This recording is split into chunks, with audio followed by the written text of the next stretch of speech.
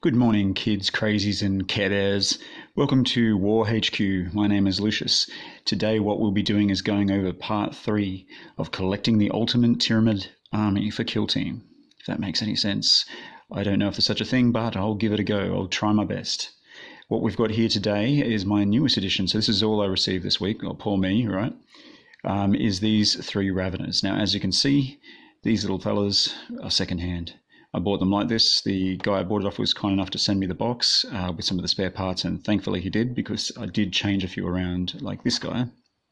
I had to pull it apart to change his chest piece, so he would have the Death Spitter chest piece for this particular model, and this other fella was missing one of his little scythes down here, one of his little scything claws, and I used one from the box. So thank you for the guy who sent me those. Pretty cool. So I'm going to go through the options that I use today, and I want you to stay tuned. But before you do, if you are watching these videos like you always do, like everyone does, how about we subscribe? That'd be awesome, guys. And I'm Lucius. Let's get into it. Now, the Raveners themselves appear to be something different, you know what I mean? Like they're a large model. They have 3 wounds, 4 attacks. So this has automatically piqued my interest. But the thing that piqued my interest the most about them was they're a base cost of 15. So they're a lot cheaper than a warrior. But, you know, they don't get everything a warrior does either, or the options that a warrior has available to them. But there are a few things that these things are good at. Now, with this build, I sort of went off what I already had, because these are second-hand miniatures, and just altered what I needed. So I wanted 3 different options, and I think all of them are relevant. And I'll go through why I think that. The first model, this is just my straight up close combat dude. This guy has just 3 pairs of scything talons, as you can see. Now, he has no shooting, but he is a base 15-point model.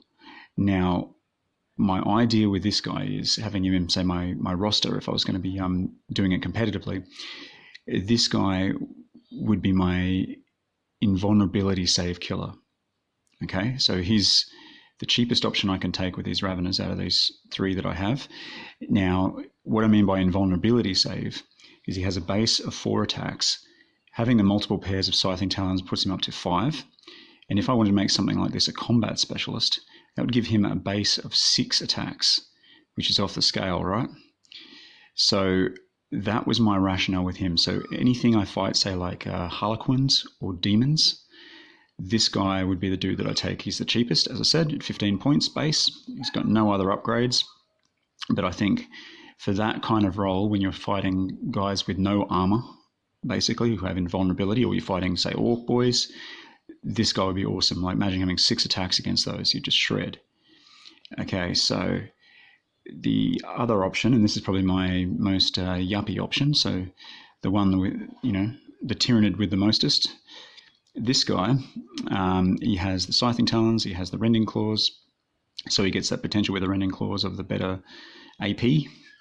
But he also has, as you can see here, as I said before, I replaced this chest piece, so he has the Death Spitter carapace there. So with the Death Spitter carapace, he's getting all those advantages of that Death Spitter. So it's an Assault 3 weapon, 24-inch range, 5 strength, -1 AP. So this guy is my kind of all-rounder. He's able to do a little bit more than the others. The one thing you do have to keep in mind is the Death Spitter does put him up to 20 points. And actually, looking at the rulebook too, the rending claws are a +1 as well with these particular Raveners from the Elites book. So that would be 21 points. So, you know, he's sort of getting on par with a warrior, like a low-end warrior there, but he does have the Death Spitter too, so, and the 12-inch movement, which is the best thing about these Raveners. So that's that fella. And my last guy is a bit of an all-rounder. I like this one as well. So you might have heard me with the Termagants in the last video. I was sort of raving about how shit Spine Fists were. But here's the guy that you want them on. Okay, so this guy's got the rending claws, he's got the scything talons, but he has the Spine Fist chest attachment. So the idea with this one is the Spine Fists, if you don't know, are a pistol weapon. They're just a pistol 3 weapon, but the amount of attacks you get with them is based on the base attacks of the character that you're using, of the model you're using, sorry. So this guy has a base of 4. So he's going to be a brutal in close combat. And then he's going to get 4 pistol shots, which is off the scale awesome. So think about that. These are the options I'm using. I think this one's quite strong. I think all 3 of them have their place.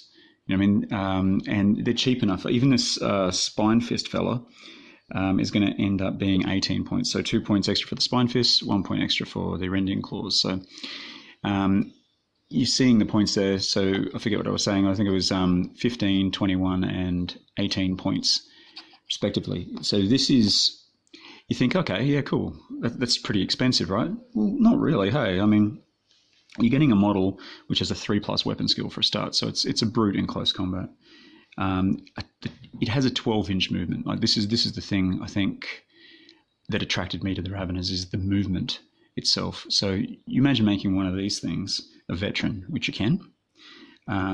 You've got a potential then of 18 inches of range, and if you're going to use Kraken or something like that, then you're going to get to roll multiple dice and choose the best one. So this thing's always going to be moving almost the entire long edge of the board to the long edge sort of thing, if you know what I mean. So it's pretty crazy movement, and you're going to be able to get this thing as a veteran right up nearly to the enemy's back line before the first turn even. So it's totally nuts. So these are the sort of things, say you were to win initiative in turn 1, you'd want one of these things in their back line so you can do a charge straight up. They are strength 4, toughness 4, 3 wounds, which is good, 4 base attack, and a 5 save. The 5 save kind of lets them down a little bit. There's nothing more that they can do about that. The playtesting I've done with these Raveners, well, not these ones in particular, but is on Tabletop Simulator. I've been playing Tyranids a bit against my regular opponent, Kaisel. We've been having a bit of a hack on Tabletop Simulator, trying to see, because we're both collecting Tyranids at the moment, so we wanted to see what was the best option. So I was using a lot of Raveners. I did win that game, but I did lose all my Raveners, I noticed. So tend to use them aggressively, but they actually die quite quickly with a 5+ save and 4 toughness. I mean, you know, they're not the worst in the world, but they're not as tough as you think they are when you get them into combat. They can die to just normal basic fire as well, like just like auto pistols and stuff. So you just got to be careful with how you use them. Always put them in cover. Always try and get them in line of sight blocking positions. Keep them away from heavy weapons. Like I think one of these got nuked by a venom cannon, like with 1 shot. But that happens. It's the same vulnerabilities that most of these things have, but they're not as expensive generally as your more high-end warrior type. So, but they do have that speed bonus, and I think that's what attracted me to the Raveners, and that's what made me want to get them. And I think these 3 options can really flesh out my team a little bit, and just make it a little bit more diverse with what I can choose. Not just your normal warriors and gaunt spam or something. I've got some options. Like I can field all 3 of these in my force, possibly a warrior, and then Gants and gaunts. So, it's giving me more big bugs to play with. It's probably the best way to put it. And I think the more bugs you got to play with, the better, right? So yeah, they are my reasons for taking these. I hope you enjoy this series. I do have another model coming in. Might get it next week. Not sure. It's probably going to be one of the Hive Tyrant, Hive Guard type of models, and that'll nearly round out my team. So this is part 3. I really thank you for staying around. If you haven't, hey, please think about subscribing to the channel. It'd be awesome. We're slowly growing.